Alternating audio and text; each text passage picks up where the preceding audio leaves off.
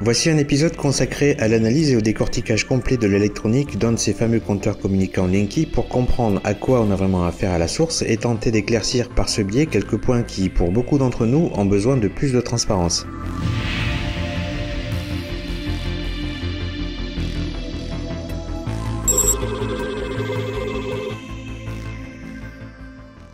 Aujourd'hui, je m'attaque à un sujet un tout petit peu sensible parce que vous n'ignorez sans doute pas que le compteur communicant Linky de Enedis est relativement controversé depuis son annonce officielle en 2015 et les premières installations en 2016. Et d'ailleurs, à titre d'information, voici un graphique que j'ai trouvé sur le site internet d'Enedis et qui montre l'évolution du déploiement de ce compteur dans tout le pays à partir du premier semestre 2016 jusqu'au second semestre 2021. Alors le but de cet épisode est de faire une analyse concrète de son système électronique avec des explications à la clé pour comprendre en toute objectivité à quoi on a vraiment affaire et tenter de clarifier les choses pour nous autres usagers. Donc je ne suis pas là pour débattre des inconvénients et des avantages du Linky, je laisserai plutôt ça à d'autres. Mais d'abord je voudrais juste mettre 3 ou 4 petites choses au clair. Ma position dans cette vidéo sera toujours neutre et objective, sinon je ne vois pas trop quel intérêt elle aurait. Donc je ne suis ni à la solde des anti-Linky, ni de Enedis, ni même d'un fabricant du compteur.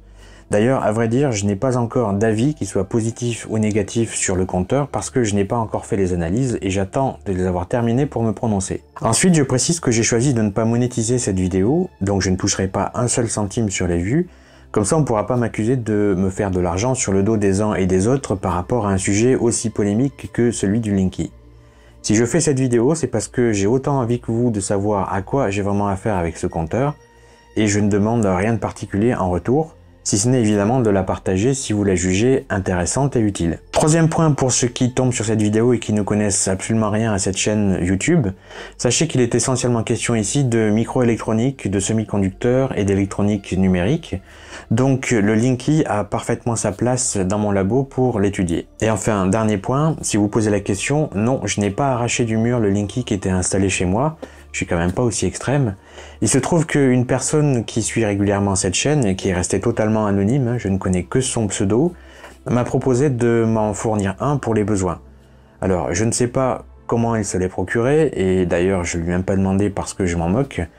La seule chose que je sais, c'est que ce compteur Linky n'a jamais été installé chez un particulier depuis qu'il est sorti d'usine. Voilà, donc je ferai une conclusion objective sur cette étude technique à la fin de l'épisode. Donc ceux qui ne veulent pas suivre l'analyse sur l'électronique et qui veulent directement se rendre à la conclusion, j'ai inscrit ici et plus bas dans la description le timing auquel vous devez vous rendre. Et comme je ne veux pas non plus que cet épisode dure trop longtemps, je tâcherai de le maintenir en dessous de la demi-heure, conclusion comprise. Ça sera donc du concentré technique jusqu'à la conclusion.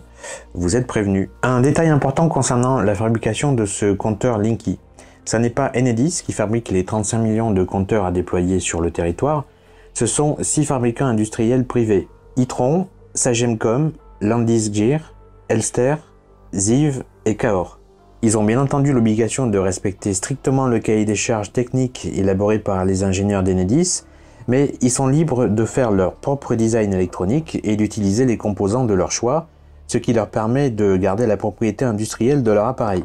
En résumé, un Linky fabriqué par Itron n'a pas le même design que celui fabriqué par Sagemcom, qui n'a lui pas non plus le même design qu'un Elster, etc. Voilà, maintenant je vais pouvoir vous expliquer le principe de fonctionnement du Linky tel que Enedis l'a prévu. Le Linky vient donc prendre la place de notre traditionnel compteur électrique. Il est là pour déterminer localement la consommation de courant du foyer 24 heures sur 24. Les données collectées en continu sont toujours cryptées mais ne sont transmises qu'une fois par jour par courant porteur en ligne vers un des concentrateurs situés dans le transformateur de quartier, aussi appelé poste de distribution. Ces données sont ensuite transmises par onde radio GPRS, qui est une norme dérivée du GSM, vers le centre de supervision de Enedis, qui est un centre informatique à base de serveurs, à partir duquel les données vont être décryptées et traitées. À propos de la terminologie que je vais employer, lorsque je parlerai de ligne fournisseur, ça sous-entendra la ligne électrique côté Enedis, donc celle qui nous fournit le courant. Et par opposition, quand je parlerai de ligne client, ça sous-entendra celle de l'usager, c'est-à-dire la ligne électrique qui est installée dans nos foyers. Alors c'est parti. Étant donné que ce Linky monophasé n'est pas verrouillé, vous pouvez voir l'absence de plombage ici, le plastron se retire très facilement.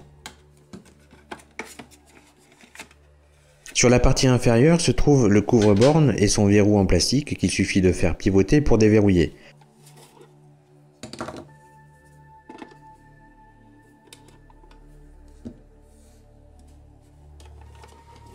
Le couvre-borne se déclipse ensuite sans problème.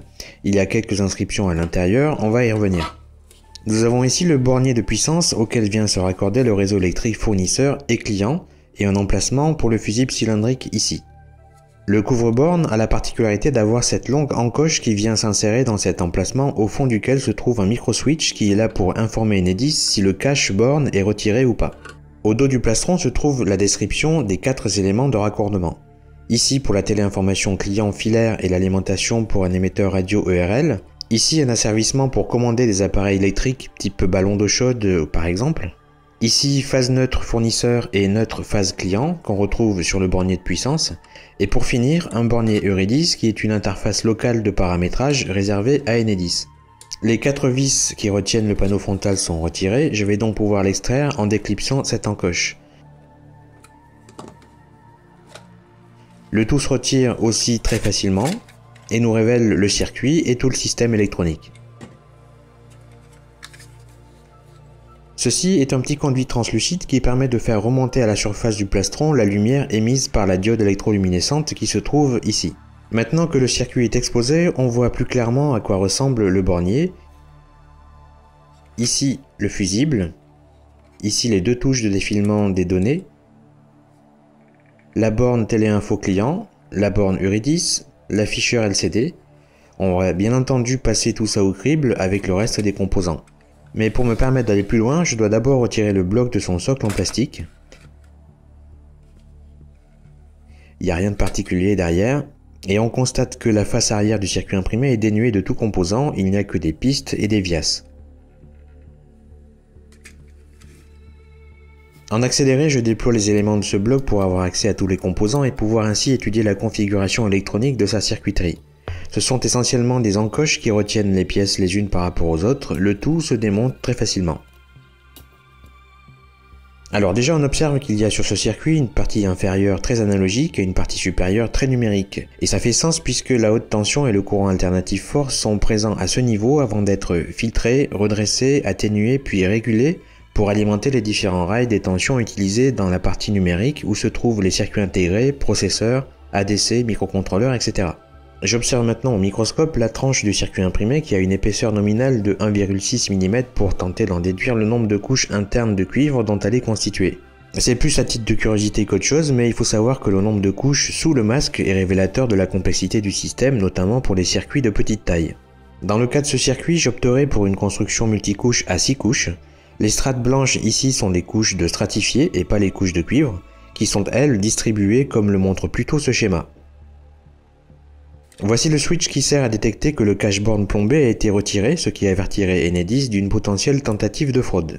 Pour mieux observer sa conception, j'ai découpé une partie du boîtier de l'organe de coupure qui est ce relais électromagnétique de forte puissance pouvant encaisser jusqu'à 100 A et qui est la pièce maîtresse du disjoncteur interne de ce Linky. Et sa conception est plutôt de très bonne qualité.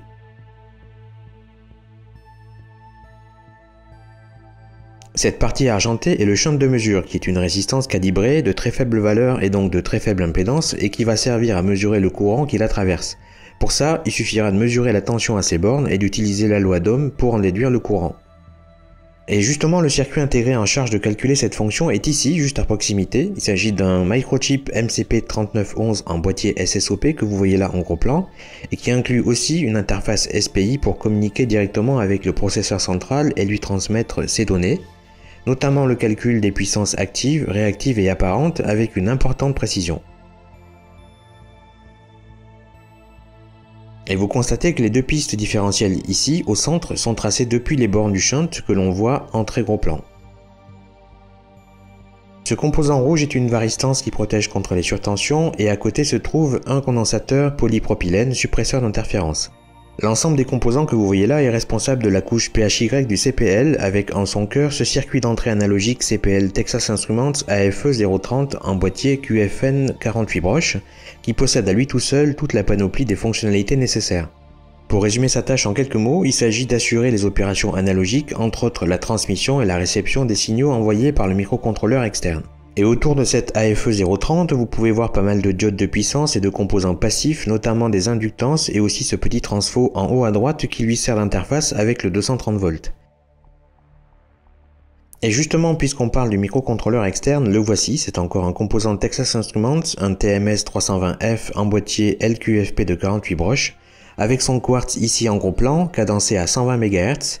Il a un cœur de 32 bits, architecture bus Harvard, de la mémoire flash et de la RAM, beaucoup de fonctionnalités internes, et qui est là pour exécuter la pile logicielle de communication associée au protocole CPL du Linky. J'ai identifié ici une EEPROM compatible en bus I2C qui communique avec le TMS 320F pour le stockage des données temporaires. Par contre, je n'en connais pas la nature. Ce petit bloc de composants semble avoir la configuration d'un oscillateur local.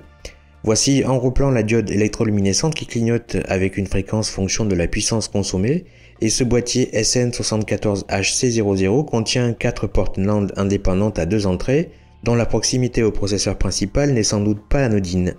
Le CPU du Linky est donc celui-ci, un SoC ARM monocœur basé Cortex M3 cadencé à 116 MHz. Il embarque 1 mégaoctet de mémoire flash, 132 kilooctets de RAM, 3 convertisseurs analogiques digital, 15 interfaces de communication jusqu'à 17 timers, de nombreux ports entrée-sortie et toute une armada de fonctionnalités complémentaires dont la gestion directe de l'afficheur LCD. Et juste à proximité de lui se trouve une mémoire flash de 2 mégaoctets prévue pour avoir une rétention de données de plus de 20 ans. Il s'en sert pour stocker les logs, c'est donc dans ce boîtier que sont périodiquement stockées nos mesures de consommation collectées en temps réel. Ce pointeur vert montre le quartz SMD qui cadence le CPU à une fréquence que je mesurerai ultérieurement, tandis qu'à gauche se profile un étage de conversion continu-continu et de régulation de tension. Cette région du circuit imprimé regroupe les composants qui définissent l'alimentation à découpage intégrée au Linky et dont le but est de fournir l'énergie basse tension à l'ensemble des autres composants. Elle est conçue autour d'un circuit de commutation autonome à haute efficacité et faible consommation LinkSwitch LNK 364.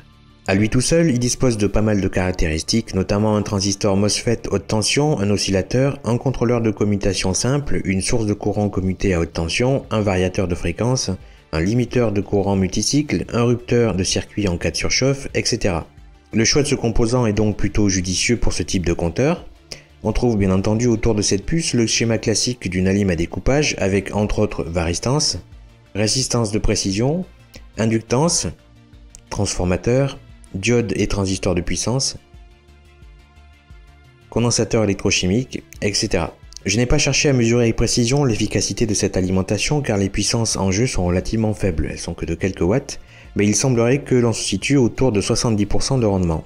Et justement, en parlant de condensateur électrochimique, voici celui qui fait office de réservoir d'énergie pour une tension de 450 volts et d'une capacité de 33 microfarads. Et je n'aurais pas nécessairement fait le choix de cette marque low cost Samoa, surtout pour un appareil censé être continuellement sous tension durant de longues années.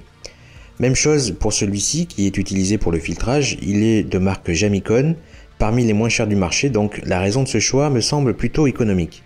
Passons rapidement sur la platine contenant les boutons de défilement et 2 borniers. Pas grand chose de particulier à dire si ce n'est la présence de cette pile au lithium Texel de 3,6 volts pour 1200 mAh, dont le but est de maintenir sous tension l'horloge interne en cas de coupure électrique générale du compteur. Au vu de son datasheet, c'est un choix plutôt pertinent qui devrait pouvoir passer la barre des 20 ans avant de ne plus avoir suffisamment d'énergie pour faire le job, sachant que la consommation de cette horloge n'est que de quelques microampères. Pour le reste des composants, c'est essentiellement pour du filtrage et du routage de courant. Et au dos de cette carte, on distingue ce qui semble être le plan de masse local qui a ici une forme plutôt singulière. Et j'imagine que cette encoche de 2 mm de large joue le rôle d'isolation principale pour respecter la norme en vigueur selon la tension pratiquée, ce qui est plutôt rassurant. Alors pour conclure cette première partie concernant l'analyse de sa circuiterie, je me suis risqué à un schéma fonctionnel très simplifié de ce compteur Linky après avoir effectué une rapide passe de rétro-ingénierie.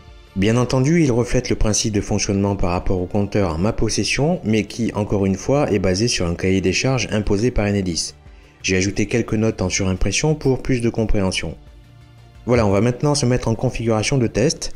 Le Linky est sous tension, la LED de consommation clignote lentement.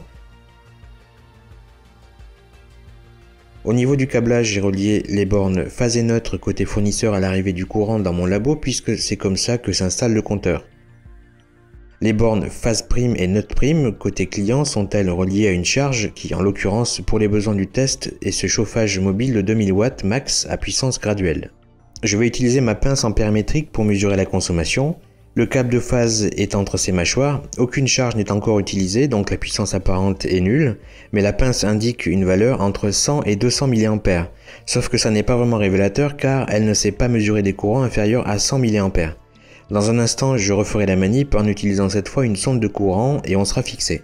J'allume donc le chauffage à son premier niveau de puissance et on voit que la puissance apparente monte à environ 800 VA pour une consommation de 3,7 A, sachant qu'au moment du test, la tension d'entrée dans mon labo était de 215 volts, on est sur une valeur mesurée plutôt cohérente.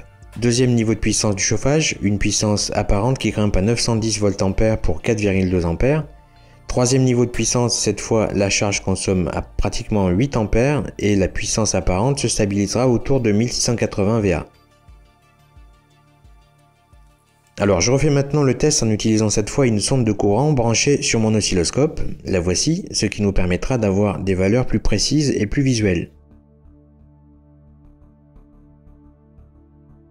Et à vide, on peut donc constater que le Linky consomme environ 70 mA, c'est un petit peu plus que ce que j'avais imaginé. Je positionne la caméra pour avoir une vue d'ensemble sur l'écran de l'oscillo et j'allume le chauffage à son premier niveau. Le courant alternatif est visible à l'écran et il est drainé 4 A. Deuxième niveau de puissance, on passe à 4,6 A. Troisième niveau de puissance, la consommation grimpe finalement à 8,3 A. Il y a un peu de clipping sur la courbe sinusoïdale car j'avais limité la bande passante de la sonde à 500 kHz au lieu des 5 MHz sur tout le spectre. L'appui simultané sur les deux boutons de commande nous permet de passer en mode maintenance et nous donne notamment des infos sur l'état synchronisé ou pas du compteur avec son concentrateur Enedis. Si on fait défiler, on obtient davantage d'informations techniques diverses, notamment en rapport avec le CPL. J'ai là une charge qui consomme autour de 1030 VA en puissance apparente et je vais maintenant tester la borne téléinformation client. Je l'ai raccordé à une interface USB spécifique qui me permet de monitorer les données en sortie à partir d'un PC et d'un terminal série. Et quand j'ouvre le port dédié, je peux voir l'ensemble des informations transmises en clair et en temps réel par le Linky à cette borne TIC. Alors ce sont bien les données brutes, il faut un logiciel dédié ou un système domotique compatible avec les compteurs Enedis pour les interpréter et pouvoir les exploiter dans la gestion du suivi de la consommation dans le foyer. Certaines informations sont relativement compréhensibles à la lecture. On constate aussi que c'est cyclique, ce qui n'est pas surprenant puisque c'est mis à jour chaque seconde. Petite curiosité passagère, j'ai cherché à comprendre à quoi pouvait servir le signal mesuré aux bornes de cette inductance avec ma sonde différentielle connectée sur l'oscilloscope. Ce signal est produit par le petit circuit un peu isolé que vous voyez à l'image et il oscille à une fréquence de 1,66 MHz. J'ai également mesuré quelques-uns des rails de tension qui circulent sur la portion numérique du Linky. On trouve du 3,3 volts. Je suppose que celui-ci est le rail 5 volts bien qu'il soit en dessous mais toujours dans les specs. Et un 1,8 volts probablement utilisé pour alimenter les cœurs du CPU. Je vais maintenant réaliser quelques mesures thermiques avec ma caméra Fleur E4 qui a été mise à jour pour avoir les specs de la E8. Alors on se rend compte rapidement que les températures maximales relevées et qui sont dégagées par les composants ne dépassent pas les 36 degrés, sachant que la température ambiante du labo est de 22 degrés. Je précise que le circuit est traversé par une consommation de 1900 watts depuis plus d'une heure. La température donnée en haut à gauche est celle située au niveau de la croix centrale, et sur la droite vous avez les températures min en bas et max en haut. Les points chauds sont au niveau du transistor de puissance MOSFET de la ligne à découpage, donc rien d'anormal, et aussi du microcontrôleur TMS 320F. Au niveau du bornier et de l'organe de coupure, on est dans les températures basses, normales aussi, il n'y a que 8 ampères qui passent par là, je rappelle qu'il est calibré pour en encaisser 90. Si je me décale sur la platine secondaire, il n'y a rien de particulier à signaler, on est en dessous de 31 degrés. Donc en résumé, voici la correspondance des points chauds trouvés par rapport aux composants sur le circuit et on est dans des valeurs très largement acceptables. Une fois installé dans un foyer et avec une consommation moyenne de 5 à 6 kWh, on ne devrait pas avoir plus de 15% de dégagement thermique en plus. Et je ne pouvais bien entendu pas finir ces analyses sans me pencher sur les émissions électromagnétiques produites par le Linky. C'est donc ce que nous allons voir à partir de maintenant. Je dispose dans mon labo de 4 analyseurs de spectre et de plusieurs sondes de champ proches. Le premier est ce récent Siglent dont la bande passante va de 9 kHz à 3,2 GHz. Ensuite il y a ce HP déjà utilisé dans de précédents épisodes. Un analyseur de spectre portatif Spartan de la marque allemande Aronia avec une bande passante qui va de 1 Hz à 1 MHz, ce qui est parfait pour le Linky. Une panoplie de sondes de champ proche de la même marque qui couvre de 1 Hz à 6 GHz. Et enfin, un ancien analyseur Rohde & Schwarz avec une bande passante assez folle de 100 Hz à 26,5 GHz. Je vais déjà commencer par balayer le circuit avec la sonde la plus large et la plus sensible, mais la moins précise pour capter les signaux sur un rayon de 5 cm par rapport au centre. On perçoit immédiatement une activité électromagnétique autour du CPU dans la bande des 200 MHz avec beaucoup d'harmoniques, mais dont l'amplitude n'est pas non plus démentielle puisqu'on tourne autour de moins 30 dBm.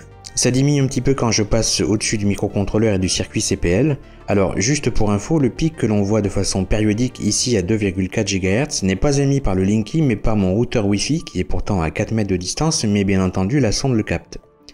Pas non plus de pic significatif en rapport avec l'alimentation. Et vous voyez que l'activité s'amplifie à nouveau quand je reviens vers le CPU. J'utilise maintenant la sonde 25 mm, un peu moins sensible mais plus précise, et j'ai centré l'analyse du spectre autour de la bande de 200 MHz avec un span de 400 MHz, et je survole volontairement les composants à quelques millimètres sans pour le moment chercher à mesurer les pics d'amplitude. Beaucoup d'harmoniques sont naturellement engendrées. Pour rappel, les harmoniques sont les fréquences multiples de la fréquence fondamentale qui est elle-même l'harmonique de rang 1.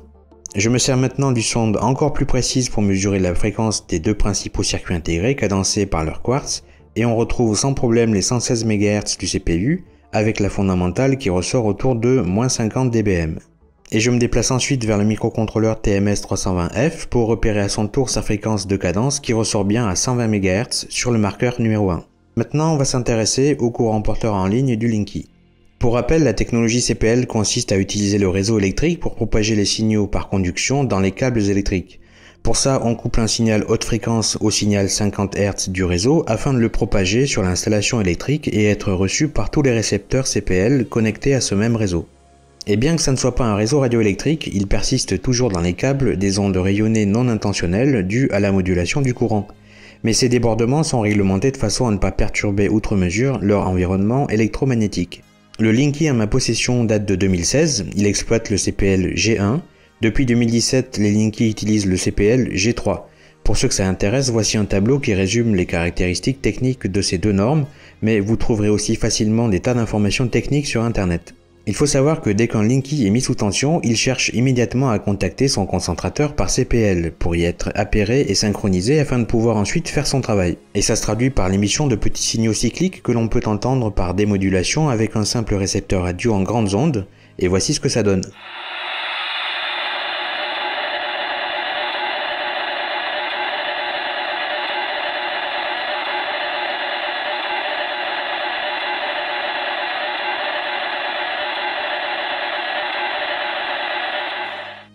On va donc chercher à mesurer ce rayonnement électromagnétique sur les porteuses 63 et 74 kHz de ce G1, et pour ça je vais employer mon analyseur de spectre Spartan, très efficace dans la bande des basses fréquences et qui est ici connecté à mon PC portable. Vous voyez en haut à droite une liste de 5 marqueurs par ordre de valeur décroissante qui sont mis à jour à chaque span de l'analyseur de spectre, et vous pouvez observer qu'on dépasse rarement les 2000 picotesla, ce qui équivaut à 0,002 microtesla, donc une très faible valeur, et la sonde n'est placée qu'à 10 cm du circuit. Voilà un histogramme visuel de ce que ça donne dans le temps, et on est bien sûr centré sur 63 kHz. Je pense qu'il serait intéressant de faire la comparaison avec 2 ou 3 boîtiers CPL grand public que l'on utilise pour transporter le signal internet d'un endroit à un autre de la maison et qui fonctionnent sur des bandes de fréquences beaucoup plus importantes. Ce boîtier D-Link par exemple est un de ceux qui est installé chez moi. Je n'avais jamais cherché à le mesurer avant, mais je constate qu'il a plutôt un rayonnement faible.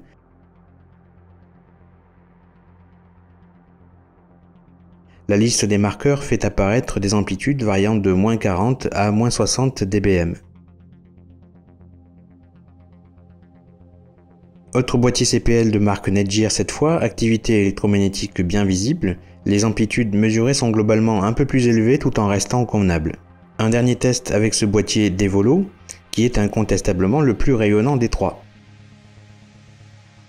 Et pour finir, autre appareil que je n'ai jamais cherché à mesurer auparavant, il s'agit d'un répétiteur Wi-Fi grand public dans la bande des 2,4 GHz et à 10 cm, il émet un signal à 10 dBm, soit 0,01 W, avec un champ électrique d'environ 75 volts par mètre.